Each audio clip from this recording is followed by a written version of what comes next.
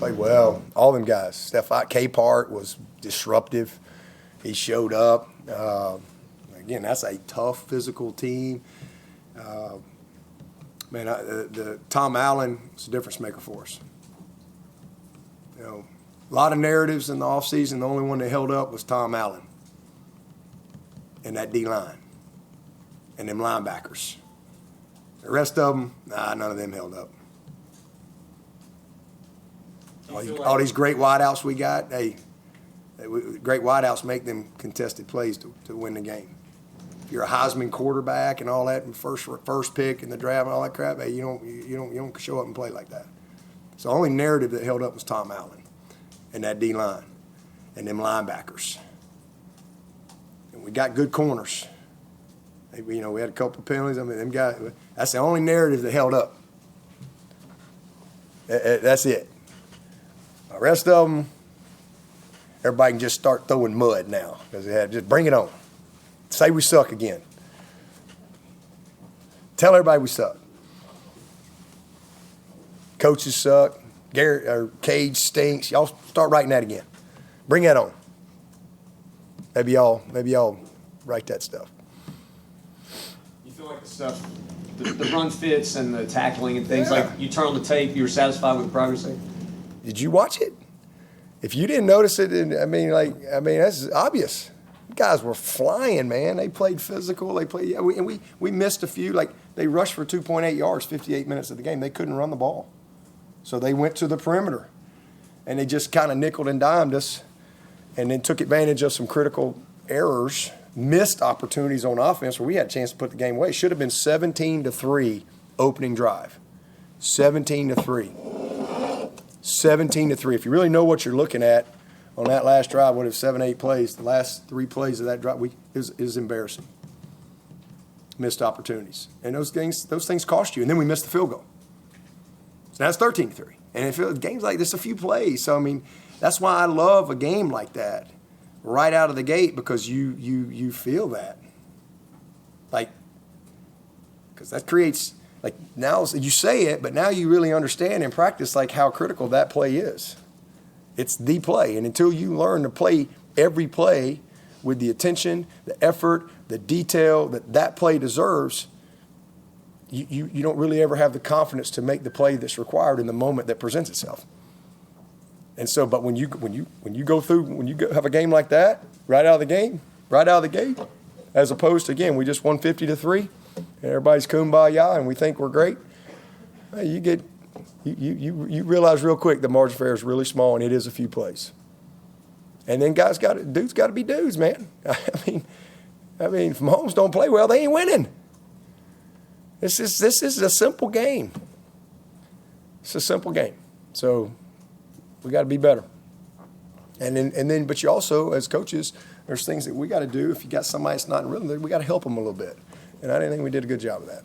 But defensively, the guys flew around. That was one game. I mean, these boys this week going to challenge them. They're going to challenge them from a discipline standpoint.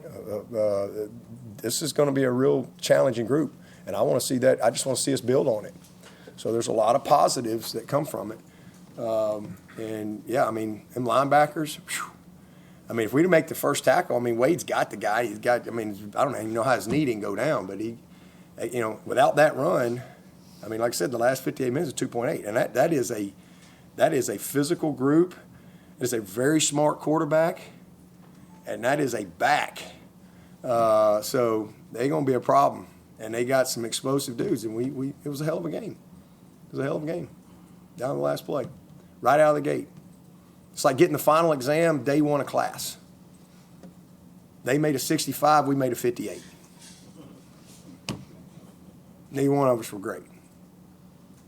I mean, but the good news is we got the questions to the test now. And we're going to get it again later on. So it's on us to make sure we're ready.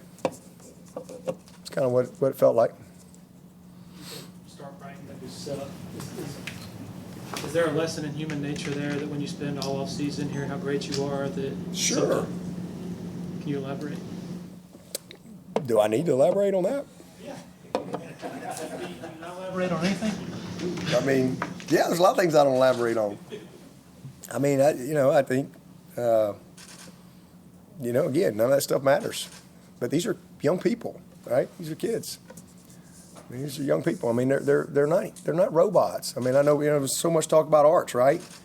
Arch Manning is going to be a freaking superstar, and people that don't believe that, they're just stupid. He's going to be a superstar. They're crazy, but what's been put on this kid? I mean, it's unbelievable. And all of a sudden now it's like, okay, you make a bad play, the guy's just playing. It's the same thing with our guy, he's the worst quarterback in the history of football, and then he goes to, now he's a Heisman guy. Now he sucks again. All right, so that's football. But you just have to learn how to manage that stuff. It's all part of it. When this is what you sign up for, because there's, this is what we do, and so this is our world.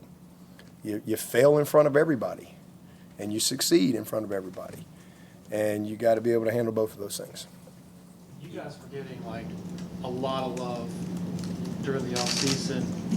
Did that concern you? And what did you do to sort of maybe manage it going into the season? Same thing I always do, whether it's talking good about you, talking bad about you. That's stuff we always talk about, and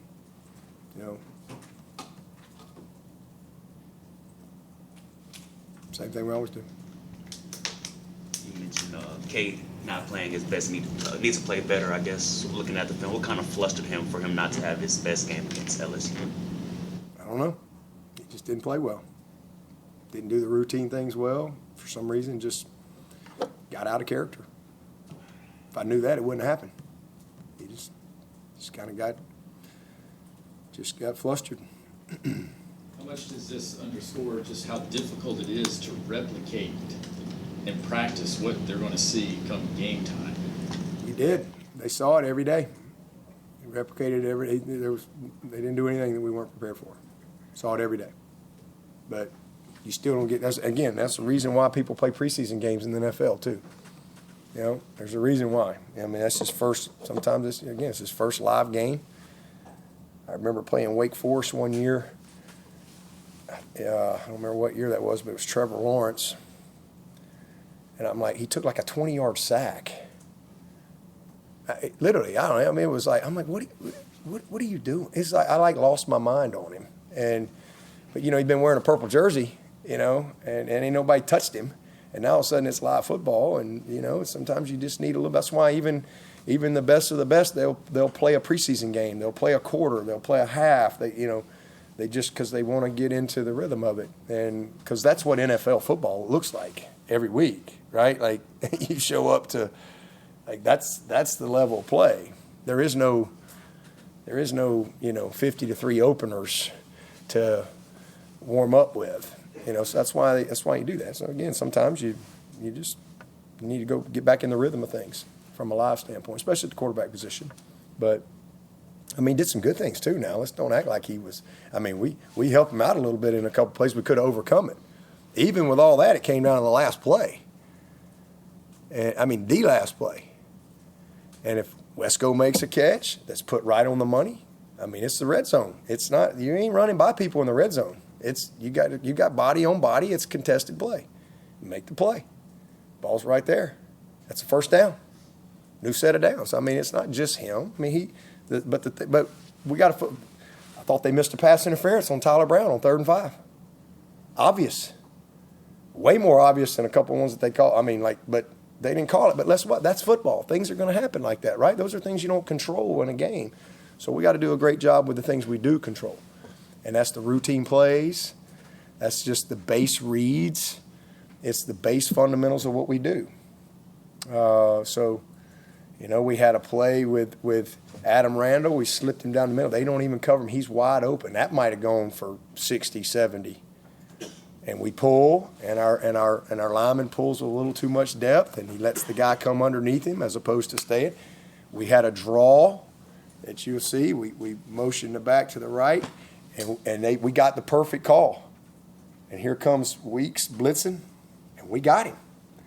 And Cade is going to run, and it's going to be the safety's about 20 yards down the field, and it's going to be Cade on that safety for maybe a touchdown.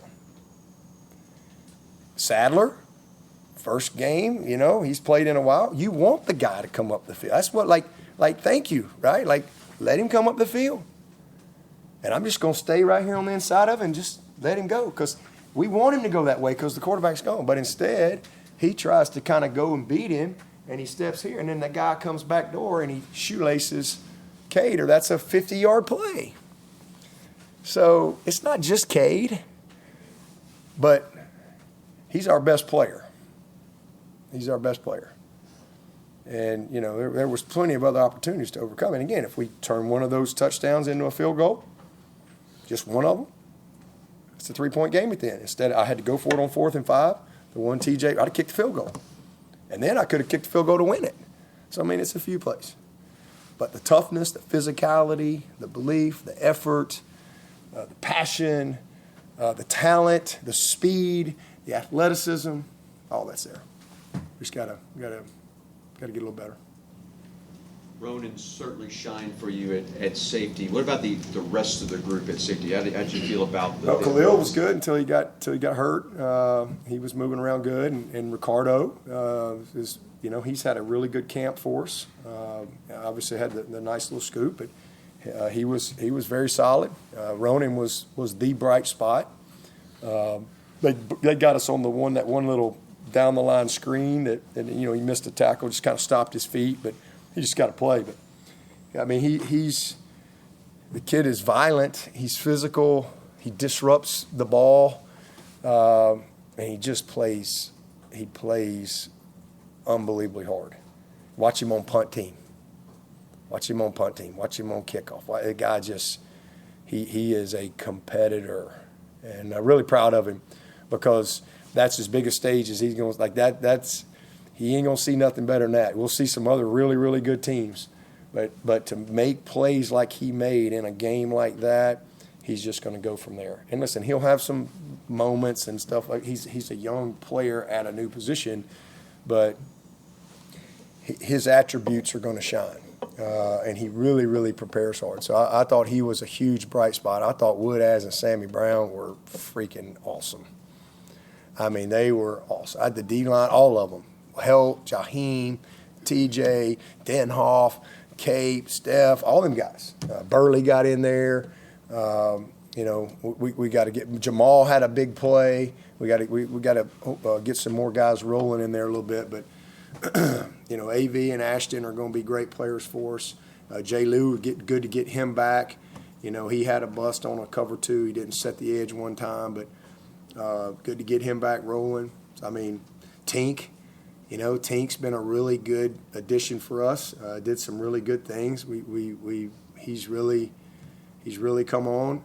Kylan Griffin is a steady guy. Very disappointed with him on the goal line play. That's one of those plays. Like, it's 2nd and 2. This is after we get the PI, which we don't play the ball. He was playing the ball, and then he took his eye off the ball, and that's an easy call. And so now I think it's 2nd and 2, and we got it fitted up. Thought Peter could have maybe stayed a little square. He got turned a little bit right there, and but if KG just hits him, if he just squares him up instead of diving at the dirt, the cavalry's going to get there, and we got a chance to create 3rd and 2.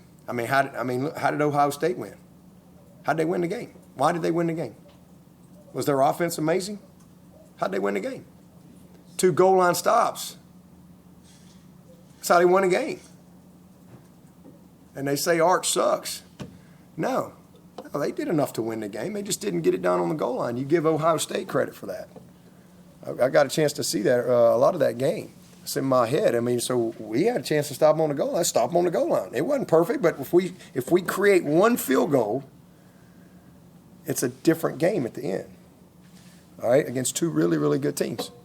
The learning opportunities in this game that are presented for our team are if we respond, if we grow and learn from it, we're going to be a really good football team. But you got to get a stop. KG hits that guy square create 3rd and 2, anything happen. 2nd and 8, on 2nd and goal from the 8, AV makes the play. He don't get boxed out. He kind of makes the play. Their guy made the play. It's 3rd and 8. Get a stop. Hey, hold him to a field goal. I mean, we got to be better there. That's the area. That's the one thing defensively that's got to get better. You know, we've got to turn more of those red zone touchdowns into field goals. That's a huge area we got to improve. Speaking of defense, what's your relationship been like with Michael Dean Perry, and to see him get inducted into the Ring of Honor this weekend? How great was that? Yeah, it's been good. He's obviously a guy I've gotten to know over the years, and I've been around him a lot. I've only been around the fridge a couple of times. I actually got to see him. I think it was last spring he came through, but which was really cool. But you know, it's my 23rd year here, so I've had a chance to be around Michael Dean a bunch. He's spoken to our team. He's always been a huge supporter of our program. He's just a great guy. You know, big personality. Very smart, very successful businessman. Obviously, one of the greatest to play at any level. You know, I think sometimes he might get overshadowed because of his brother. His brother was so famous, but Michael Dean, ooh boy, you turn on the tape, he was an unbelievable player at all levels. I think he made 9 Pro Bowls or something like that. So just a great player, but a great person. His daughter went here, worked for us, and worked in our recruiting and Paul Journey. But he's just a great human being. So it was a cool thing for him to be honored, and very deserving to be in the Ring of Honor. Yeah, but you think he should be in the Pro Football Hall of Fame because his accolades are similar to Brian's? I mean, I don't know all what the criteria is, but I mean, I think he made 9 Pro Bowls. I don't know how many he made. 6 Pro Bowls. How many years did he play? He's made the most Pro Bowls of anybody who's not in the Hall of Fame of defensive tackle. So there's your answer right there. Yes. I mean, there's the criteria. I mean, yeah, there's your answer for sure. You mentioned what we're working others at linebackers. Yeah. Jeremiah Alexander in that. Yeah, he is. Right now, the next guy in is Kobe. He's earned that. Kobe's next up. He had a great camp, and I'm not sure Tom and Ben thought that maybe in the spring because Kobe was out, and they really didn't. Tom didn't even know much about him, and and Kobe doesn't always necessarily look the part, right? But he's a baller. Kobe's a good football player. I mean, again, he plays beyond his attributes. He's a very smart player. So, that's one of the things last night. Like, okay, you talk about these things all the time. All kind of different scenarios when you're in your personnel meetings. Okay, who's first backer in? And, first backer's Kobe at Mike Orwell. So he's really earned that. And, proud of him. I mean, because like I said, I think he went from not in the mix with them because he wasn't out there this spring to he's the first guy in at Mike Orwell. He's a very smart player. He's instinctive. He's tough. And, so that's where we were week 1. But really the whole group, I mean, you got to have some type of depth chart, right? You got to have, but D and Jamal and Jeremiah, those guys all had really good camps. I mean, we think we got 6 guys that are going to have to help this team as we go through the season. And obviously that's an opener, and it's a one-play game, and every play is the play. And Sammy and Wade are our best 2 guys right now, and they've earned that. So they got the majority of the reps, but long season ahead. But we feel good about our depth there, but that we do need to really establish that a little bit more as we go. Who's number 2 behind Kobe? I didn't even ask that. I just said who's 1. That was my question. So I'll leave it there. Kobe, because he played both of them. But D and Jeremiah are right there. They're right there for sure. And then Jamal Jamal he's in such a better spot. He plays kind of our true Sam position as well. And you saw him in there some the other night in a couple of packages that he brings. He brings some good stuff to the table. I mean, he's put himself in position. He's in the best spot he's ever been since he's been here to help our team. He's always been a great special teams guy, but now he's got a chance to help us as a backer. But all 6 of them, we trust and we think are going to have a good season for us. That's what it's taking about